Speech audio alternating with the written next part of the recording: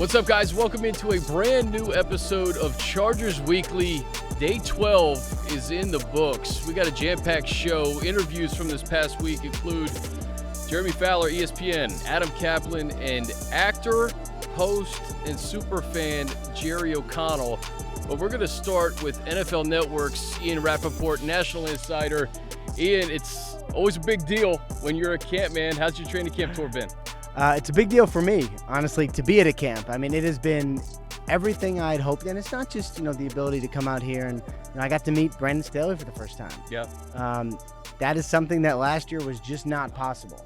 I got to meet Ronaldo Hill for the first time. These are important as far as just me understanding what a team is trying to do, how they get from where they were last year to this year, and just knowing what it's going to be like and being able to come out, watch practice.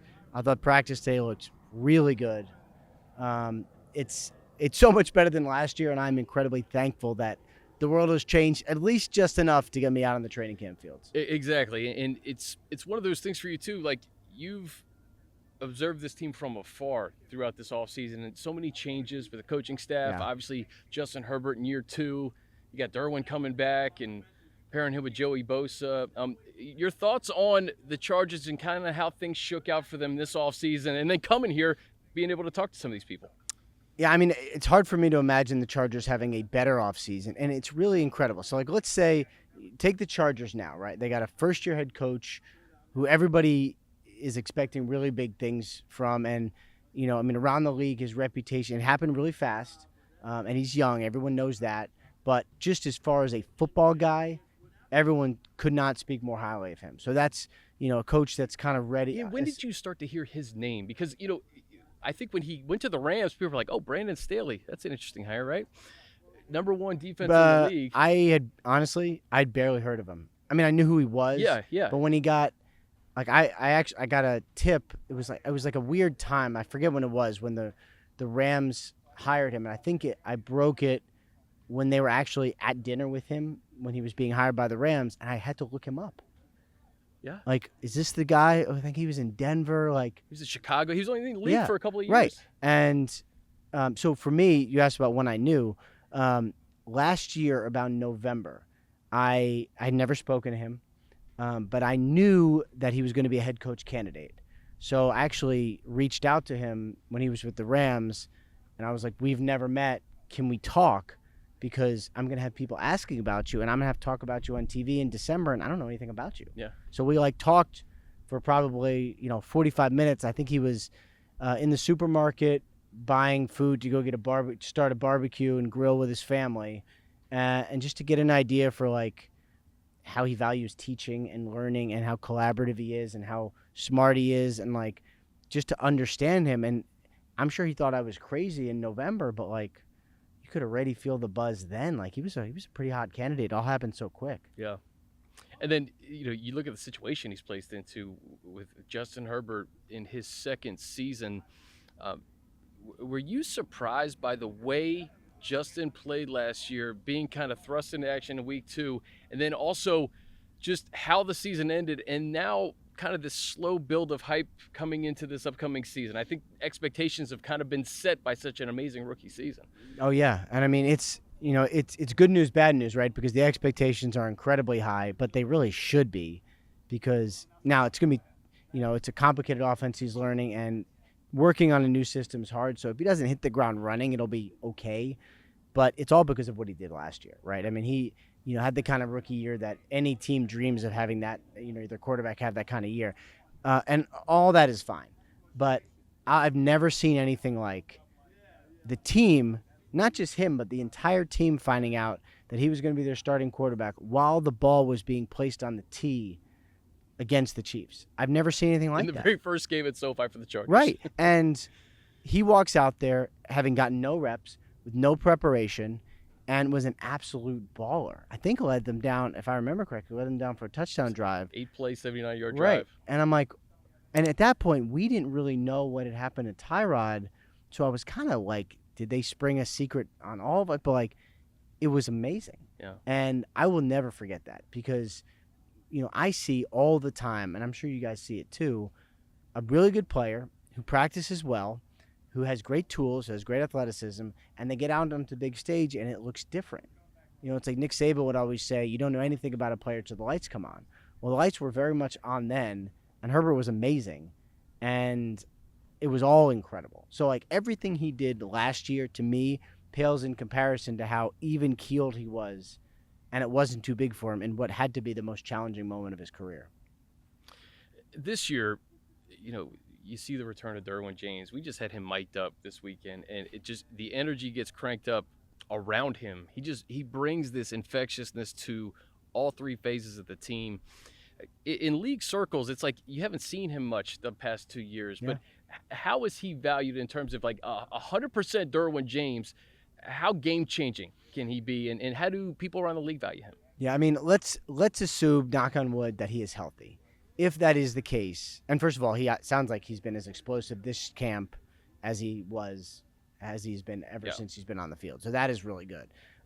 He is a rock star. I mean, he is the kind of guy, and he's a safety, and we don't spend a lot of time talking about safeties. We really don't. I mean, unless it's Jamal Adams and his contract situation, like, we in the media don't spend like, hey, let's break down the safety position.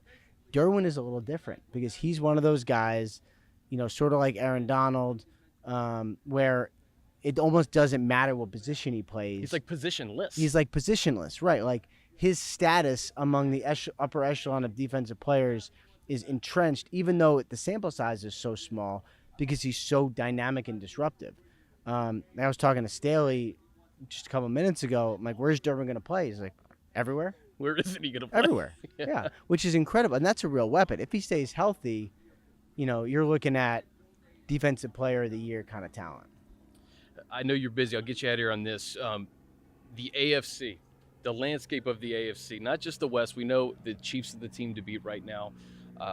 But as you look at Buffalo, Baltimore, Cleveland, you can make the case for a bunch of teams, really. Where do you see the Chargers kind of fitting into that pecking order? Can they challenge KC? Can they snag one of those wild card spots this upcoming season? I don't see why not. I mean, talent-wise, like, if you think about the way the Chargers are set up, and I'm not saying they're going to go win 12 games this year. I think it's actually possible, but I'm not saying they're definitely going to. But look at the foundation. You got a franchise quarterback. You got a left tackle who has played 0 snaps. I get it, but should be very good. And you can search your life for a quarterback, and then the rest of your life for a left tackle. There's been times when the Chargers have not had one, and it has been tough. You got that. You got some really key pieces. You got one of the best pass rushers in the NFL, one of the best defensive chess pieces, an offensive line that's completely rebuilt, a running back in Austin Eckler, who I don't know what he's going to look like, but in my head I see Kamara, right? Yeah. Especially in this offense. So, like, that's a lot. That's a lot of good things. Stay healthy. Like, I do think this team should be able to compete with the Chiefs. I really do. Staying healthy. That's been the biggest thing with this team. Just a few years ago, 12 wins. Derwin James had a lot to do with that in his rookie year. Did. So when you have Joey, Derwin, hopefully Kenneth Murray, Drew Tranquill, all these pieces on defense, and if Justin can just equal or be close to what he was last year with that new offensive line, it could be interesting. Ian Rapoport, man, it's always fun to see you on TV. It's better to see you in person. I appreciate you stopping by. It's better to be in person. Thank you for having me. You got it. All right, here on Chargers Weekly, we've had the biggest names in football, players, Hall of Famers, analysts, writers, broadcasters. We've elevated our game a little bit to actors. Big time. Co-host of The Talk. Big Jerry time. O'Connell, Chargers fan. What's up, buddy? I became a Chargers fan when I moved to Los Angeles in 2000. The Chargers were the only NFL team in the Southern California area at the time. And I became a season ticket holder and loved doing the drive, loved going down. Even made it through Raiders games when the Raiders came down. Even lived to tell the tale. Were you able to get there? I was able to get there, and I survived the walk to my seats. Yeah, I've been a Chargers fan. So 2000, that was like the breeze. Oh man, it was breeze for a little bit, but then Phillip Rivers came in. I was there for the whole LT era. I was there at that nightmarish game. We're not even going to talk about it. When really nobody knew who the Patriots were. Yeah, we're not or going to what talk. they were. I know, but I was at that game. And I have since gotten married, had children. Being able to drive down to San Diego and take an entire Sunday off away from my wife and kids was not really allowed that much anymore in my household. So, but I've always followed on television, and you can call me bandwagon. I don't think I've been as excited as I am this season. I mean, we all get excited every preseason, and Austin Eckler last season was a breakout star the season before, so we knew things were going to happen with him. Unfortunately, he got injured, but I can say it's not only with me. I'd say optimism is in sixth gear at this point if you're a Chargers fan. Well, there's no question. We got the stadium. You got SoFi Stadium. You got the new uniforms. You got a quarterback in Justin Herbert. Can I ask you something? Yeah. Bigger arm, Frank Cushman or Justin Herbert? For those who are young, I played Frank Cushman, who was the fictitious quarterback in Jerry Maguire, who went number 1 in the draft. That's right. And it's funny, my character was either going to San Diego or the Broncos, and his whole thing was like, I'll either stuck with Jerry. I'll either surf or ski. If I had stuck with Jerry Maguire, I would have been a Charger. It's really funny how that happened. Justin Herbert has a big arm. I do want to say also, I don't know if all of us play Madden, but Herbert having, I think, the 9th strongest arm in the league. That's how Madden sort of ranked him. I think is a bunch of BS, actually. It is. There are a couple of stronger arms in the league, I think, but Justin is right up there. Justin's like top 3, top 5. Top 3, top 5, definitely. The small top silver 3 lining with possible. that, Jerry, is that they have that adjusting, like week to week adjusting. And I think our social team did a great job. When Justin threw that pass to T. Billy last week, that may have woken them up a little bit. I just hope that the Madden representatives are able to come to a Bolts practice here and see what we're seeing and adjust arm strength accordingly. More humility, Frank Cushman or Justin Herbert? Justin Herbert. He really is. I think a lot of our excitement too is him as a quarterback, as a leader. I think it has a lot to do too with the coaching staff. I don't want any smoke with anyone listening to the podcast, but defensively, the last few seasons, maybe we could have picked it up just a touch more. And I think with our new coaching staff, I think there's a lot of optimism there as well. Have you met Coach Staley yet? I have not. I think that's very, about to happen, right? Very excited too. I mean, listen, I got vaccinated for the sole purpose of meeting Coach Staley. That is why I went through not only the first dose, but the second dose, which is a real humdinger. Had to wait the 2 weeks. I waited the 2 weeks, and now I'm ready to shake hands. I'm ready to do it. It's a really exciting time. I still have not been to SoFi Stadium. Well, that's going to change. I am a SoFi virgin. I hope that was not offensive to anyone, but I have not been there. It will be my first time. This Sunday for FanFest will be my first time inside of SoFi Stadium. I'm so excited. You mentioned Madden. It's like Madden. It looks like a game of Madden Right. when you walk in. It doesn't look real. So what's funny is being a Chargers fan right now, it's almost like being a part of the future. Like, walking into SoFi. That's right. Young players, young quarterbacks. It's I feel like it's the future of the NFL. Fantasy football. I feel like when we walk into SoFi, we're walking into a spaceship. And we're going to get shot into space because we're part of the future. Richard Branson has nothing on Chargers fans. You never know what could happen. I mean, who's the other one? The guy from Amazon. Bezos has nothing on Chargers fans. We're going to space. We're getting in that SoFi spaceship and we're shooting out there. We're going to win the Super Bowl and we're going to go to space. A lot of talk of the Super Bowl. I tend to be a little more. I don't like to speak so grandly. I'll be happy with a deep run into the playoffs. AFC West is, Loaded. who'd have thought that division would be as crazy as it is?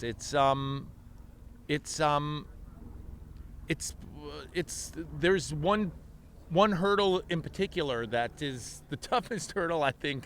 Yeah, they're in the Midwest. In the league, and I think the rivalry of tomorrow is going to be the Chargers and the Chiefs. It's so funny. I mean, back in my day, driving down to San Diego, I know we don't like to say the SD word, but that was our that's where I became a Chargers fan. It was all about the Chargers and the Raiders. It really was. It was just about that rivalry and just watching Raiders scores on the scoreboard, and if they went down, like the whole stadium erupting and being like, "Wait, what's going on?" We're in the middle of the first and second quarters, and just looking up and seeing that somebody scored on the Raiders. It was just such a fun rivalry. But I have a feeling that this upcoming season, Chiefs-Chargers, going to be a real rivalry. I think that's two young quarterbacks. That for like the next decade plus. Going at it, I think we're going to get a lot of entertainment out of those two. I really hope, and I know you've said this a million times, but I pray that we stay healthy this season. I think if we stay healthy, we can run with the best of the best. You mentioned the defense, though, like not having Derwin James out there the last 2 years. Look, I play a lot of fantasy football. My fantasy teams are stacked with Chargers players. Last season, I did okay, Who was on the squad? Well, of course, Justin was my quarterback, so I did really well. There was one game, was it against the Rams that I just got 3 points out of him. It may have been the Patriots game. Oh, it was the Patriots game, yeah. Right. It's all right. But he more than made up for it throughout the year. I was hurting a touch in my first pick in all my leagues, all 7 of them, was Austin Eckler. He was going 11th a lot last season in the first round, and I was, with the third pick, Jerry is taking Austin Eckler. A lot of people were making fun of me. It turned out not to work out for me, but he got hurt. Hoping he stays healthy this season, and we're going to have a great season. We really are. I feel confident in not only picking up, of course, the Keenan Allens. I'm going to pick up Mike Williams. I might even start both of them. But I feel very confident in picking up. Get ready for this. Here's a hot take: Chargers defense this season. I think they're. I'm gonna play them every week as well. I don't even know how hot that is of a take, Jerry. I think that if they stay healthy, that's a top 5 fantasy defense. You're talking about getting interceptions, sacks with Bosa. They're going to get after the football. Asante Samuel Jr. I mean, there's a lot of dudes on this defense. Sat with Asante Samuel's family in the stands today for practice. That was a lot of fun. Yeah, proudly looking on down at their son playing. I asked them if he had any signs or anything that he gives them during the game, and they went, "Nope, he's in the zone. He calls it the zone." And that's why I'm not a professional football player, is because I'd be waving to my family the entire game. What do you think? And being like, "Can you believe I'm here?" But for Mom! Someone like you, though, who's like, you're an actor. You got to be in the zone for performances. How do you think what do you think the parallels are between a professional athlete and an actor? There's no comparison. There's none? The pressures are way higher in. just fans are. Sports fans are crazy, Yeah. Chargers fans, I have to say, we're a pretty mild-mannered, at least from what I can tell from having been a former season ticket holder and going to games. We're a classy bunch of people.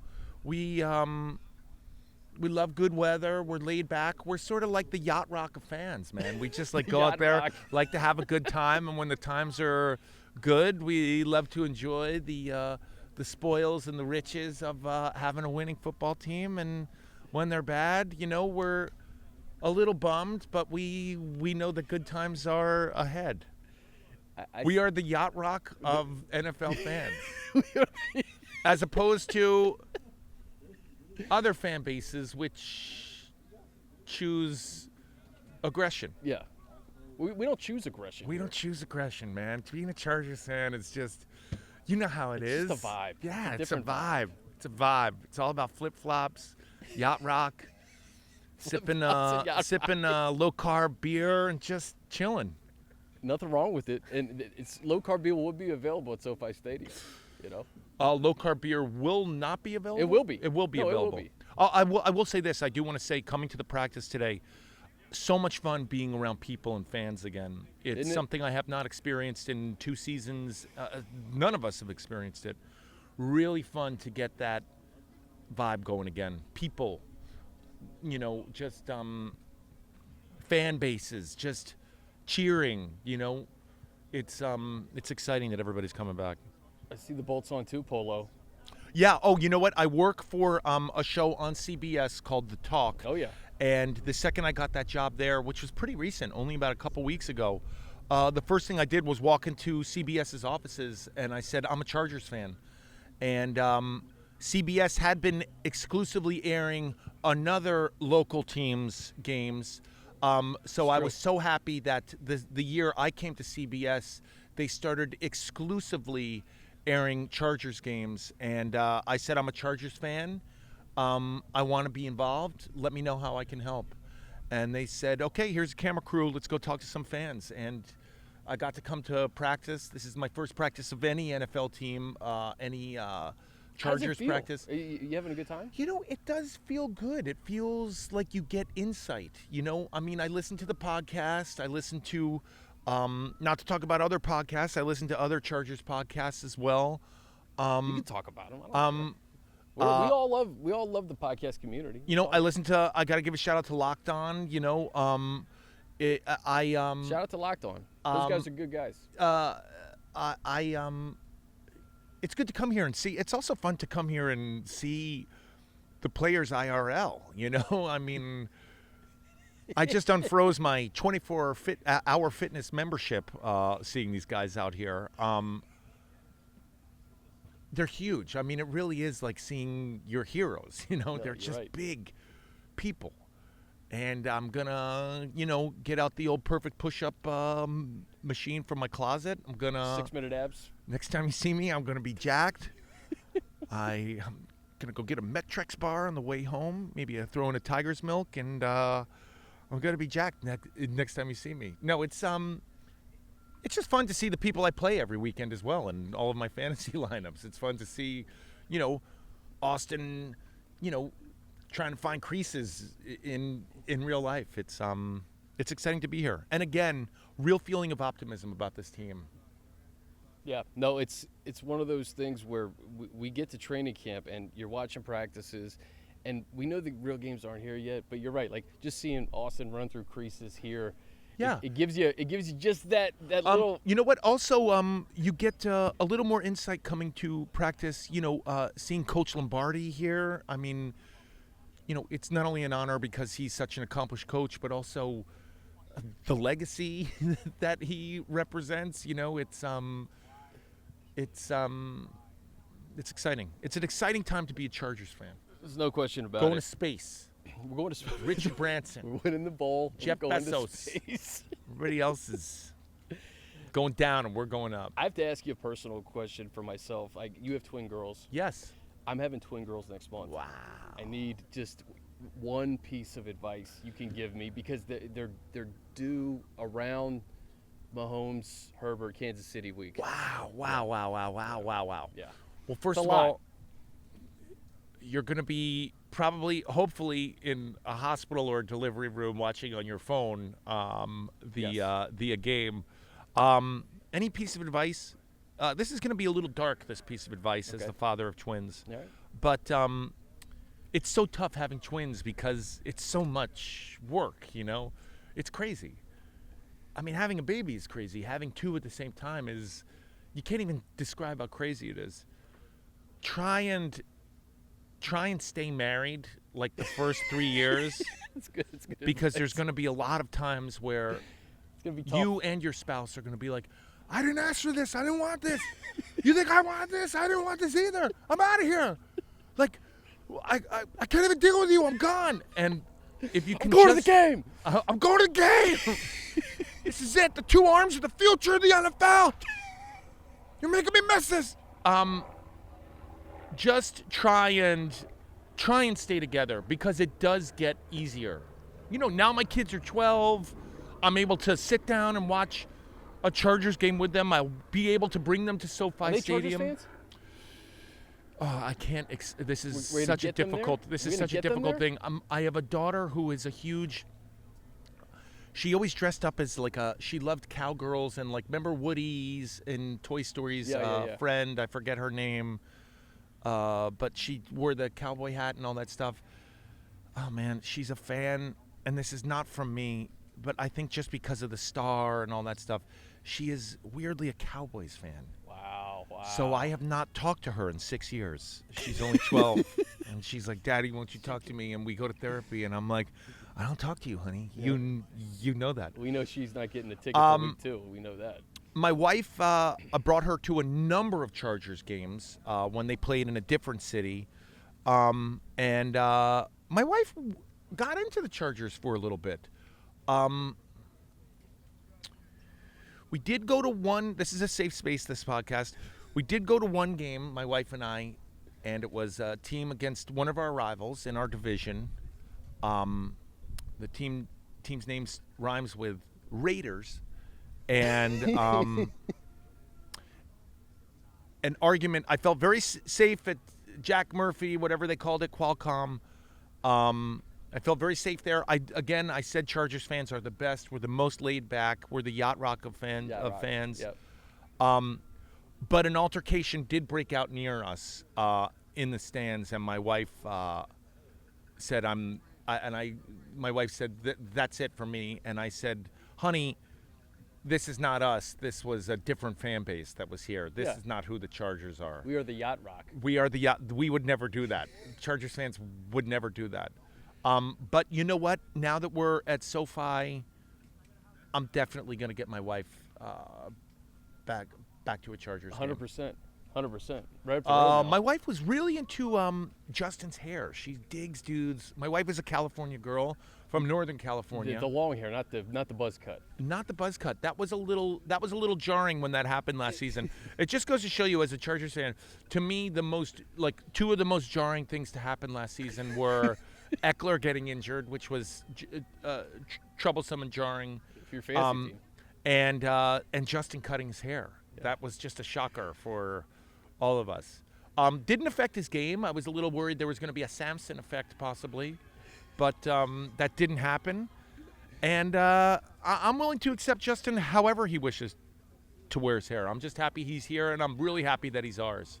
100%. The hair's back, and good. It's looking good out here at Jack Hampton Sports Complex. I grew mine out a little bit in honor of our quarterback, but I have a day job now, and they like it to be a little tighter on the sides and the back. A little bit high tight, Jerry. Yeah. Jerry O'Connell, co-host of The Talk. Chargers fan. In the CBS family. You can watch Bolts on 2. Excited for this season. You're going to be doing some fun stuff with you. Bolts on 2, right? Yeah, we're going to do some fun stuff. I'm going to goof around with legend Jim Hill, legendary sportscaster at CBS. So we're going to have some fun. I'm looking forward to it. Appreciate you coming out, man. Appreciate you guys. Good luck with the babies, man. Yes, sir. That's a lot of fun. Thanks, bud. As we roll on here at Chargers training camp, here with NFL insider Adam Kaplan, it's almost like a annual July-August tradition we see at Jack Hammett Sports Complex. Always a pleasure, man. How are you? I'm good. I'm good to see you. Really good to see you guys here. It's look, it's a relief. Not being here last year, I was telling John Spanos, it broke my heart not to be able to travel. I mean, I did locally. I did the Ravens and Eagles, but it wasn't the same. I love traveling the country. Flying doesn't really bother me. Yeah. I'm just glad to be out here. Believe me, it's certainly been challenging with the COVID protocols, and I certainly understand it. But I'm just so glad to be on the road and seeing teams and the Chargers for sure. Before we get into the Chargers, what stops have you been at to this point? Yeah, so Washington last week in Richmond, Virginia. Well, that's important for week 1 for the That's Chargers. right, you guys have them, yeah. And then at the second day was actually the Steelers, then the Eagles, then the Browns earlier this week, and you guys yesterday, the Rams, and then you guys, and then the Rams and Cowboys today. And look, it's just kind of the Western swing. The only thing I'm not doing right now, depending on what happens later this month, is I haven't done the Niners or Raiders. I want to do see those teams. Yeah. But we'll just see on travel. But I remember being here for the Saints and Chargers. That was a great joint practice. I love those. Yeah, the Chargers getting some good work in with the 49ers on the 19th and 20th right here in Costa Mesa. I asked Peter King this. I want to ask you the same thing. Your impressions of the Chargers coming into this camp and, what you've seen here so far. It's funny. I'm in some of these preseason polls, and I had to sort of turn in my early idea. I picked the Chargers to be, it's so weird to say this, 10-7. It's weird. I just can't it's gonna get take used to some this. I don't think it's going to get. I screw it up. Usually I say 60 games, but I've been more cognizant of it. I just, coming in, I thought it was a good roster. Defensively, they're deeper than they were last year.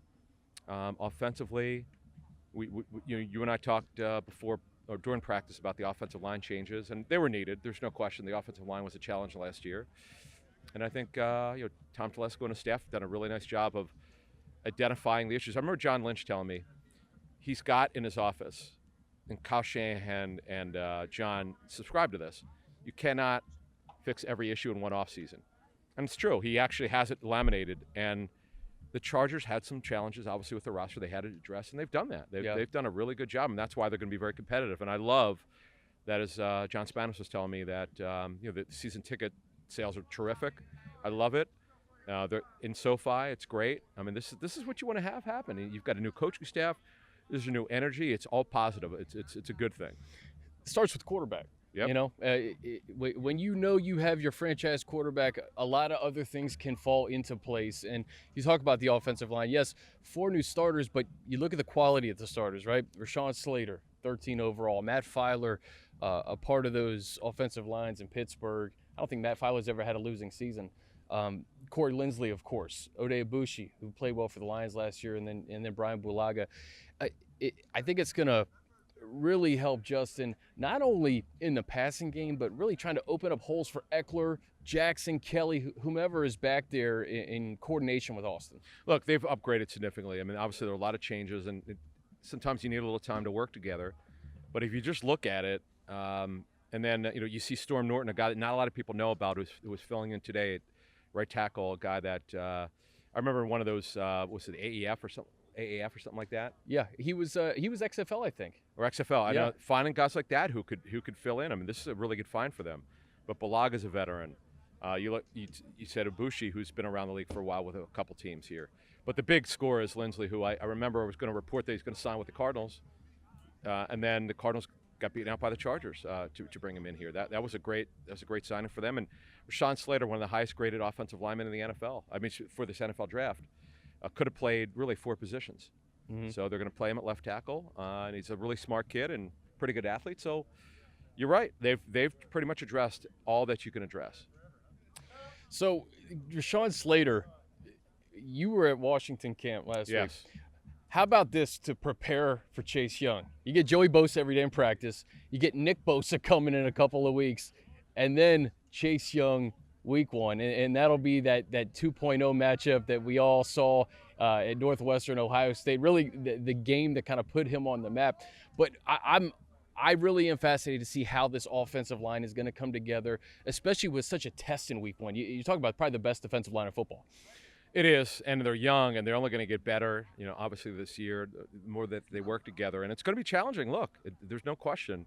The offensive coach is Joe Lombardi, namely, who's the coordinator. You go in confident. You never go and think that it won't work, but you have to. You see what you see on tape.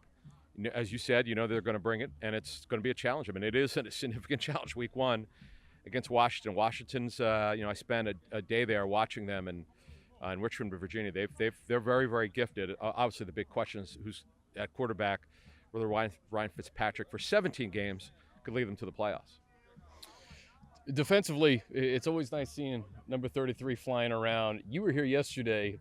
Watching him and Keenan Allen go one-on-one, it just makes you realize Derwin could essentially play every single position on the defensive side of the ball. It's a pretty cool play you're talking about, right? Yeah. That was he cut the play off. He saw it and he diagnosed it, and it's already a social media sensation. It was really cool. I said this on Twitter. It's rare that you're there for a big play in practice that gets put on social media. It's pretty cool to see that. This is This is a very underrated defense. They're very, very gifted. Brandon Staley brings in his scheme here, no question about it. It's a little bit different than Gus Bradley's defense. But I look forward to seeing how not only how Derwin James does and Chris Harris and Asante Samuel Jr. Doing this defense. And look, all the new talent they've added, there's no question it's going to be fun. AFC, the landscape of the AFC. I'm not just talking about the West. Obviously, we know the Chiefs, Broncos have a pretty loaded roster. Some questions there, quarterback we talked about. The Raiders, we'll see. They've made a lot of moves this offseason. We'll see how that kind of comes together. But outside of the West, you talk about just making playoffs. You still got Buffalo. You got Cleveland. You got Baltimore. You got Pittsburgh. You got Indy, Tennessee. I mean, there's a lot of teams. The Patriots. How do you see the Chargers kind of stacking up in the conference, not just the West? It's almost hard to believe I'm going to say this, but Cleveland, I think, is an upper echelon team. I spent 2 days with them. Their roster is so much better than it was at this time last year. They figured it out. They got the formula now. Well, they do, and what's big for Baker Mayfield for the first time in his career, he's going to be coaching with the same staff 2 years in a row. That's going to help him get continuity going. He had really a good year under Kevin Stefanski last year, the head coach who also will call the plays.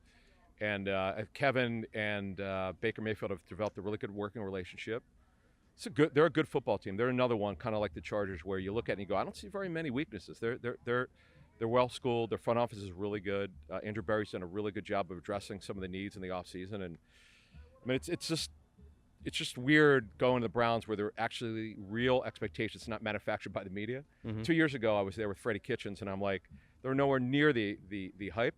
This year, look, and the fans I was talking to the media there. I guess the fans are going out of their mind because they have actual expectations. Yeah, it's kind of cool. Cleveland, it's fun when you have a fan base like that. It's always fun when teams like that are in the mix. It is. It's great for the league, sure. But you said 10-7 for the Chargers. Is that enough? You think sneak in as a wild card? As a wild card, it's a good question. See, you did a good job of covering all those teams.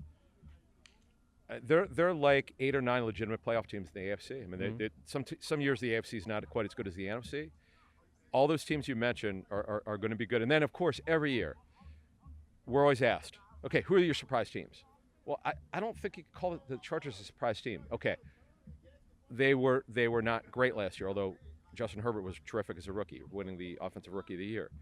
Would it be a surprise if I picked them as a wild card team? Remember, we have the 2 extra teams now, 6 teams. So actually, 7th team, right? 7 teams now, yeah. 7 teams now. So I don't think it would be a surprise to anyone. But again, it's always wild. Nobody, like when the Rams made their Super Bowl run, nobody saw that coming. When the Eagles made the Super Bowl in 2017, they had a losing record the year before. It's hard to pick these teams to break out. I just think the Chargers, because the roster's so good. I like this. You and I were talking before this. I like this young coaching staff, relatively young coaching staff with a lot of energy, a lot of guys coming from college. I think they'll all grow together. I talked about this with Peter, too. Adversity is going to strike all 32 NFL teams at some point. It could happen in the preseason. It could happen during the course of the season. It's how you respond to that adversity and guys that can step up. We talked about a lot of young players on this team, 9 draft picks, some impressive players who at some point, in talking to Tom Telesco about this, it's hard to rely on a rookie throughout the course of now a 17-game season. But if you can get them to pop at some point, right? You're relying on Rashawn Slater to likely start, Asante Samuel start. But if you can get some production out of, let's say, Larry Roundtree, the running back at some point, maybe he has a big game. Or Nick Neiman, the linebacker, Josh Palmer, maybe he pops behind Keenan and Mike. It's all about trying to get those contributions at some point during the season. Yeah, and that tests your depth because what happens is you set it up well. You can't rely on rookies, but at some point they're going to have to play. Josh Palmer's getting a lot of reps. When they go 3 wide, when they go 11 personnel, he seems to be in there. Roundtree obviously has got to work his way up. Yeah, he's more or less 4th on the depth chart right now, but he's a guy who was drafted.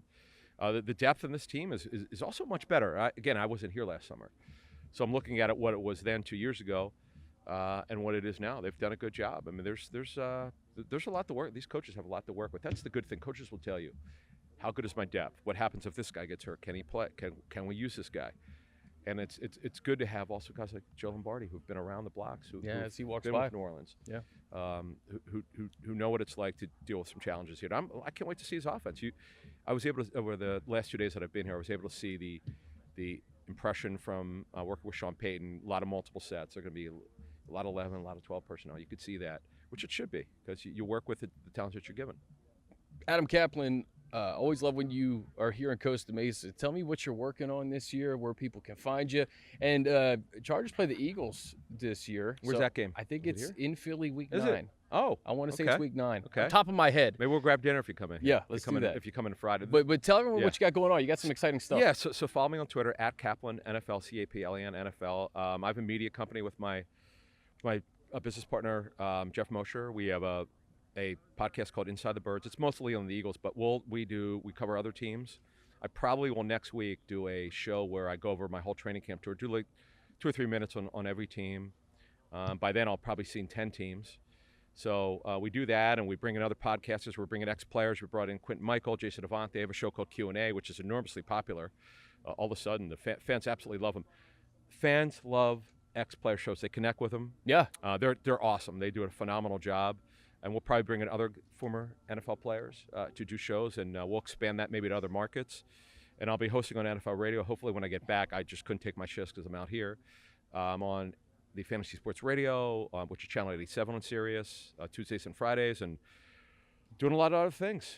A lot of places to get Adam Kaplan. I've held you. You're going to Oxnard right now to cover the Cowboys. Yes, I'm actually meeting with a friend from the Rams who texted me. He said, "You want to get lunch?" I'm like, I better get out of here. All right. Yeah. So leave yourself 2 hours to get up there. Thank you. Yes, you're right. You're right. Adam, I appreciate it, man. Appreciate it. Thanks.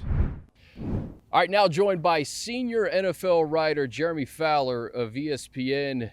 Jeremy on his training camp tour, Costa Mesa. Current stop. How are you, man? Yeah, I'm good, man. It's hard to beat this. You can't beat it, right? Setup's pretty incredible, and weather's perfect, and got about 4 or 5 teams I can hit up out here in the West Coast, so hard to complain, man. It's convenient, especially in Southern California, right? You got the Cowboys, you got the Rams, you got the Chargers. Yeah, it's all like a 2-hour spot. It's all in a 2-hour time. So you can hit span. them all, yeah. So I did a little Vegas too, so trying to mix it up, but it's going to be fun. It's got to be good for you. Like you gain a perception of a team from afar throughout the off season. It's got to be good to come see it in person and kind of get some insight as opposed to what you hear and you read about throughout the course of an off season. Right. For sure. I mean, you get little examples of what's going to make a team go. Even though it's early, there's not a lot of hitting going on, but you can see, like, with Justin Herbert firsthand, you can see the arm strength, but you can see, I noticed even the accuracy was even, you knew it was good, but it's probably even better than I thought today. I don't know that he missed one throw that was like a clear overthrow or anything like that. Everything was on the money. You get to see some of the speed up close, just positions that are either strengthened or maybe need some work. So you get little examples of what's going to, it informs you. So when you watch the games and you report on the teams, you kind of know what to look for. Everyone will point to last year with Justin and the year he had, but it's just everything's different this year. We're going to have crowds. It's a new coaching staff. It's a new offense for Justin. Your observations of just what the Chargers are doing in that you bring in a first-time head coach, Brandon Staley, who has been just awesome to listen to during this offseason and just to hear kind of his philosophy and how he wants to do things. A brand new coaching staff, a lot of young guys, a mix of college and pros. And then, a guy in Justin Herbert in his second year who I think many expect to kind of take that next step. Sure. I mean, he's right there on the cusp, and new offense, but he had a whole offseason to learn it. I think it will be a smoother process than having to be thrown into the games as a rookie, and that was probably a challenge, and he answered it in a big way. And I think now with an improved offensive line, that's what I look at. He'll probably be able to make more throws from the pocket, won't be on the run as much. I mean, he's an athletic guy, so they probably want to use him on the move throwing, but maybe he won't have to always do that out of necessity. Yeah. So the line should be better based on the moves they made. Rashawn Slater gets thrown right in there on the left side, and so that, even though he's a high pedigree guy, that will take a little bit of time, but he looks like he's ready for that challenge. So there's probably more balance, I would say, on the offense this year. And I'm looking at that offensive line. Yes, protecting Justin is going to be paramount, but getting him a running game. Austin Eckler only played 10 games last year. If they can open up some holes for him, and whether it's Josh Kelly or Justin Jackson or Larry Roundtree, then you control the clock a little bit more, and Justin isn't having to do as much as maybe he did last year.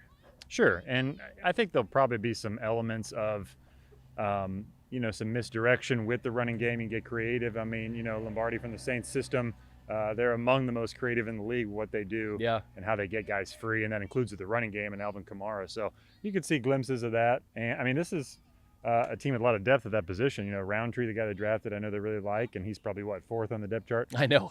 So, yeah, they have backs. That's not the issue. The issue is just being able to consistently move the ball, and yeah, I think that'll probably be a bigger part of it. And that's what's fascinating is we know all the household names and the first team guys, but this is where your roster gets built, and you kind of see the depth that you have and what guys may be able to step up come week 1. Defensively, you know, we know all about what Brandon Staley did last year with the Rams. It helps to have number 33 back there in Derwin James, and I said it's no coincidence. His rookie year in this league, they go 12-4. He was a first-team All-Pro. Yeah.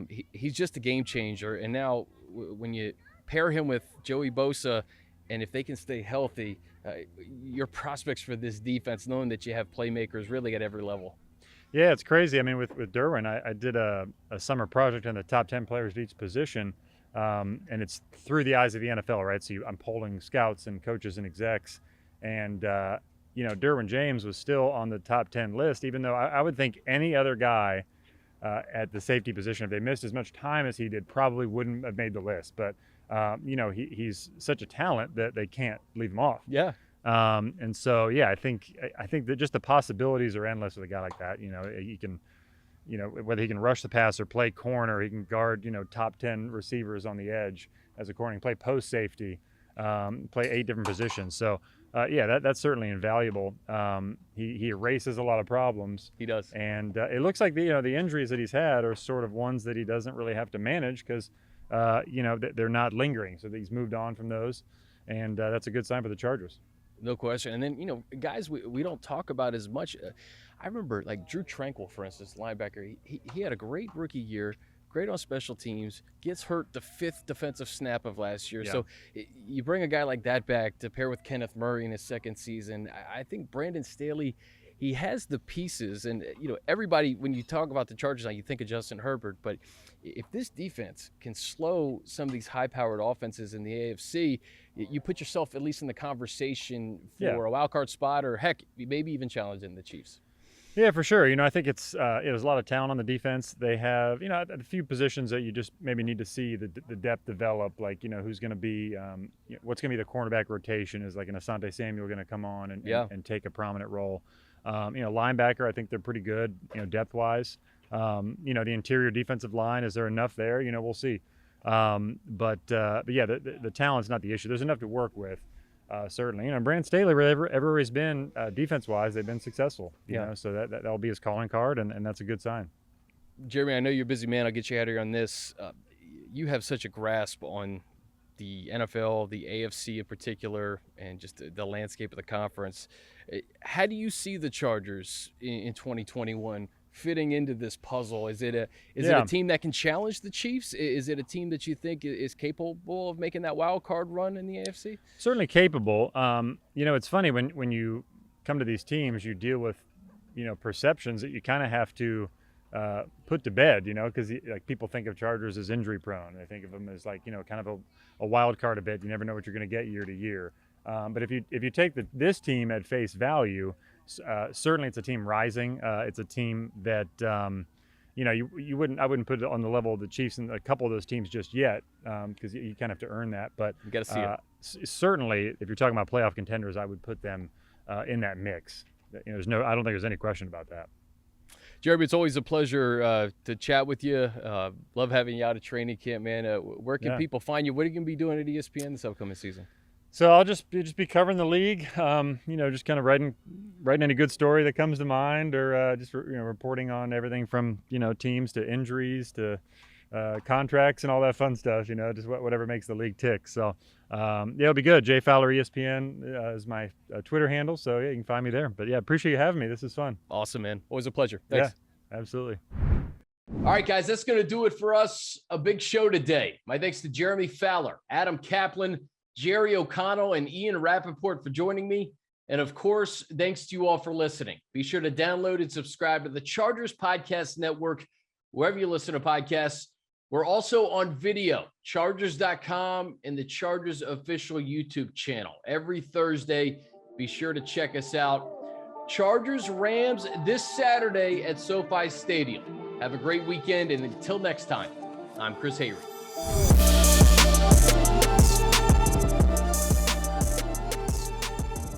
If you want to see more content like this, check out the link right here.